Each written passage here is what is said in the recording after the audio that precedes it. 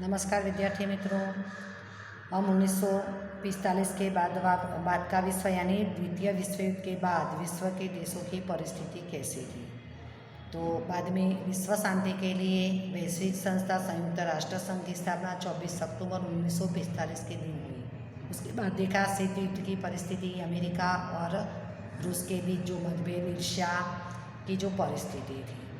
बाद में वो दोनों महासत्ताएं थी, अमेरिका जो लोकतंत्रात्मक विचारधारा वाले देश और रूस उसके साथ साम्यवादी विचारधारा वाले लोग। पर धीरे धीरे दोनों दुश्मन राष्ट्र ने मित्रतापूर्ण संबंध स्थापित हुए और दोनों ने हथियार का उपयोग नहीं करना, हथियारों का उत्पादन नहीं करना, वो संधि पर हस्ताक्षर किए। लेकिन जो चीन और भी राष्ट्र था उन्होंने शस्त्र बनाना चालू रखा था। और भारत ये दोनों सत्ता गुटों में से, दोनों महासत्ताओं में से किसी के साथ नहीं जुड़ा था, क्योंकि भारत शांति प्रिय राष्ट्र है। हमेशा उसने शांति के लिए ही पहल की। इसीलिए भारत स्वतंत्र रहकर ही अपने देश का विकास करना चाहता था और उस समय दरमियान ही भारत 1947 में ही आज़ाद हुआ था। अभी हम सब जानते हैं, अभी हम जो नया टॉपिक देख रहे हैं, एशिया में स्वतंत्र राष्ट्रों का उदय।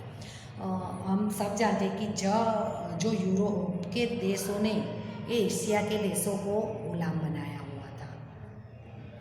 तो द्वितीय विश्व युद्ध के दरमियान जो एशिया के पराधीन देश थे उसमें स्वतंत्रता के आंदोलन शुरू हो गए।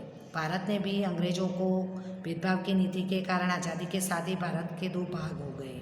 इस तरह भारत और पाकिस्तान दो स्वतंत्र राष्ट्र अस्तित्व में आए और आज़ादी की लंबी लड़ाई के बाद भारत आज़ाद हुआ 1947 में। इसी तरह ब्रिटेन के साथ कई संघर्ष करते स्वतंत्र हुए। उनमें और भी राष्ट्र जो हमारे एशिया के थे वो अंग्रेज़ों ने गुलाम बनाए हुए थे, जिसमें आज़ाद हुआ बाद में म्यांमार और श्रीलंका 1948 में आज़ाद हुई और इंडोनेशिया 1949 में स्वतंत्र हुआ। और उसमें संयुक्त राष्ट्र का महत्वपूर्ण योगदान था। संयुक्त राष्ट्र संघ जो है वो विश्व शांति के लिए ही काम करता है, तो ये देशों को आज़ादी दिलवाने में उन्होंने अपनी भूमिका निभाई। और उसी दौरान एशियाई देश लाओस, कंबोडिया भी स्वतंत्र हुए। तो बारी बारी इस तरह सभी राष्ट्र आज़ाद हुए। और अफ्रीका में स्वतंत्र राष्ट्रों का उदय, और अफ्रीका के भी कई राष्ट्रों पर यूरोप के देशों ने अपना कब्जा किया हुआ था। तो अफ्रीका के देशों ने भी द्वितीय विश्व युद्ध का सुखद परिणाम आया कि जैसे ही द्वितीय विश्व युद्ध पूरा हुआ तब केवल अबिसिनिया, जिसको इथोपिया कहते, वो दक्षिण अफ्रीका संघ इजिप्ट स्वतंत्र थे। और द्वितीय विश्व युद्ध के दरमियान बाद में एशिया के देशों में जो आंदोलन चल रहे थे कि जैसे कि हमारे देश में हम पढ़ चुके, बहुत सारे आंदोलन करने के बाद हमारे देश को आज़ादी मिली। तो वो आंदोलन एशिया के सभी देश यानी म्यांमार, श्रीलंका, इंडोनेशिया सभी देशों में चल रहा था। तो वो गतिमान हुए यानी ज़्यादा तीव्र बने और स्वतंत्रता की मांग करने लगे। परिणाम यह हुआ कि 1951 से 1967 तक के 16 वर्ष के समय में अफ्रीका के 40 छोटे बड़े देश थे, वो भी गुलाम थे। तो उन्होंने भी 51 से 67 दरमियान बारी बारी सबको आज़ादी प्राप्त हुई। और साम्यवादी सत्ताएं यानी रूस के साथ जो है वो विश्व में अपना प्रभुत्व छोड़ने वाली नहीं थी, इसीलिए उन्होंने सत्ता टिकाए रखने के लिए प्रयत्न भी किए। परंतु कई देश इन दो महासत्ताओं यानी दो महासत्ताएं मीन्स अमेरिका और रूस के और उनके सैन्य गुट हमने देखे, अमेरिका के नाटो, सियाटो और बाद में सेंटो के, और रूस का सैन्य गुट था वार्सो। उसमें न जुड़कर स्वयं स्वतंत्र रहकर अपने राष्ट्र का विकास चाहते थे। जैसे कि हमारा देश, ये कोई भी महासत्ता, कोई भी सैन्य गुट में नहीं जुड़ा और स्वतंत्र रहकर अपने देश का विकास करने के लिए प्रयत्न किए।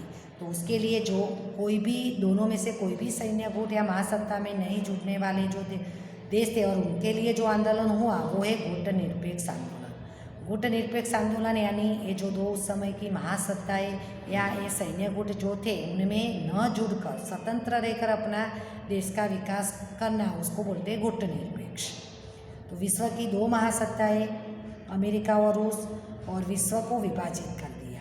और दो विरोधी महासत्ताएं, क्योंकि विरोधी किसे कि अमेरिका लोकतंत्रात्मक और रूस साम्यवादी विचारधारा वाला राष्ट्र। और सैन्य गुट अमेरिका के और रूस के जो अभी बताए आपको वो उसके साथ कई राष्ट्र शामिल हो गए कि अमेरिका में जो यूरोप के इंग्लैंड वगैरह लोकतंत्र विचारधारा वाले राष्ट्र उसके साथ जुड़े, जबकि रूस के साथ जैसे कि क्यूबा है, चेकोस्लोवेकिया, हंगेरी, पोलैंड वैसे साम्यवादी विचारधारा वाले राष्ट्र चीन वगैरह रूस के साथ जुड़े।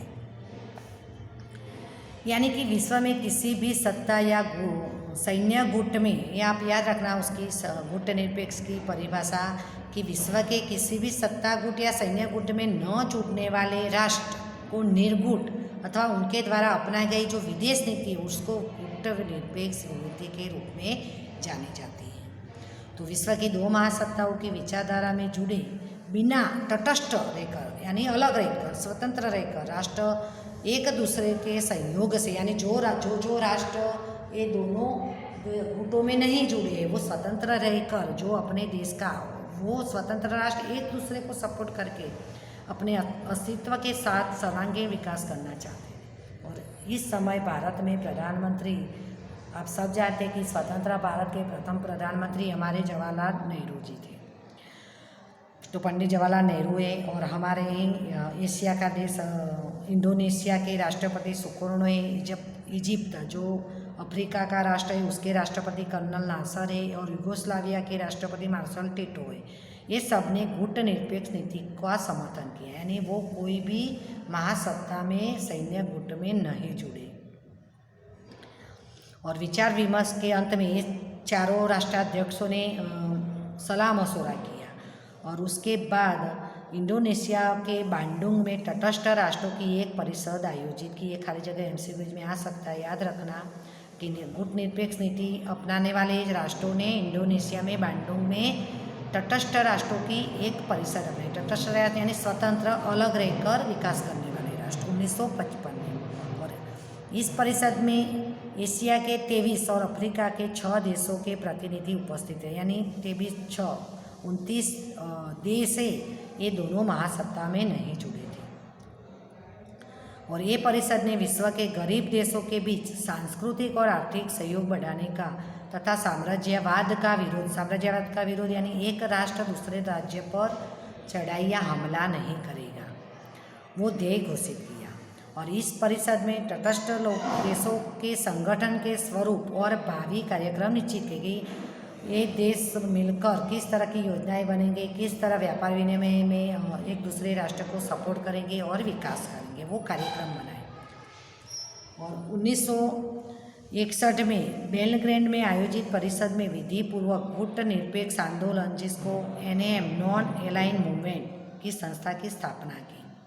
और भारत के जो प्रथम प्रधानमंत्री हमारे थे पंडित जवाहरलाल नेहरू, उनकी अध्यक्षता में भारत में भी गुट निरपेक्ष नीति अपनाई गई। और गुट निरपेक्षवादी आंदोलन ने मूल्यवान नेतृत्व प्रदान किया। नेहरू जी मानते थे कि कोई भी सत्ता गुट या सैन्य गुट में शामिल होने के बदले तटस्थ रहने से राष्ट्रीय हितों की रक्षा अधिक अच्छी तरह कर सकती है। हमारे तभी के प्रधानमंत्री ये चीज़ बात कि कोई भी राष्ट्र वो अलग रहेगा, दोनों महासत्ता में नहीं जुड़ेगा, तो अपने देश के लोगों के लिए कल्याण के काम है, देश के लोगों की रक्षा है, उनके अधिकारों की रक्षा वो अच्छी तरह करता है। अगर वो कोई भी सत्ता गुट में जुड़ता है तो वो देश के अंकुश में रहना पड़ता है, उनके नियंत्रण में रहना पड़ता है।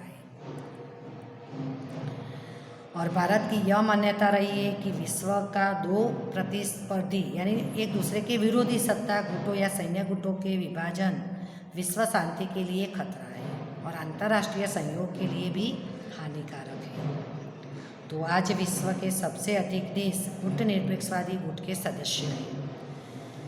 पालनपुर में 13वां शिखर सम्मेलन आयोजित किया गया 2003 में, और अंतिम 4 दशक में विश्व स्तर पर अनेक घटनाएं बनी। और सोवियत संघ का विघटन यानी रूस, तो रूस के साथ जो जुड़े हुए राष्ट्र थे, चेकोस्लोवेकिया है, यूगोस्लाविया है, पोलैंड, हंगेरी, क्यूबा, वो राष्ट्र धीरे धीरे करके रूस में से अलग हो गए, स्वतंत्र हो गए।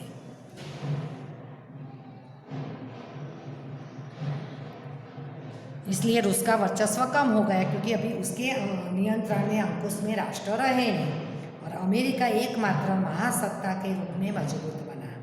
अलबत्त विश्व के देशों की साम्यवादी नीति घटती जा रही है। अभी हम देखें कि रूस में भी साम्यवादी विचारधारा है, चीन में भी साम्यवादी विचारधारा, यानी वहाँ का राष्ट्राध्यक्ष जो भी नीतियाँ अपनाता है, जो भी बोलता है वही होता है, और ज़्यादातर निर्णय वो है वो जो सरकार होती है तब की वही लेती है।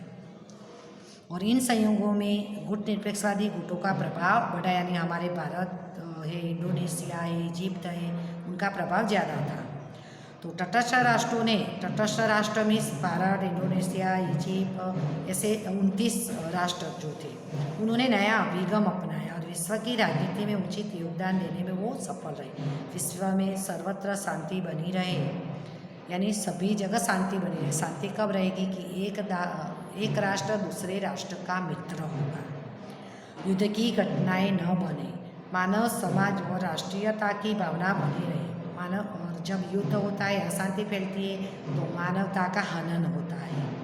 राष्ट्रीयता का भावना यानी देश प्रेम की भावना अगर रहती है तो वो भी बनाए रखना है, तथा महासत्ता निःशस्त्रीकरण अपनाए, यानी अमेरिका अभी महासत्ता के रूप में, वो अगर निःशस्त्र यानी शस्त्रों का, अणुशक्ति का, परमाणु शक्ति का कम उपयोग करे और कम उत्पादन करे, वो विचार विकसित करे। इसके लिए नैतिक प्रभाव स्थापित करने में गुट निरपेक्षवाद को सफलता मिली।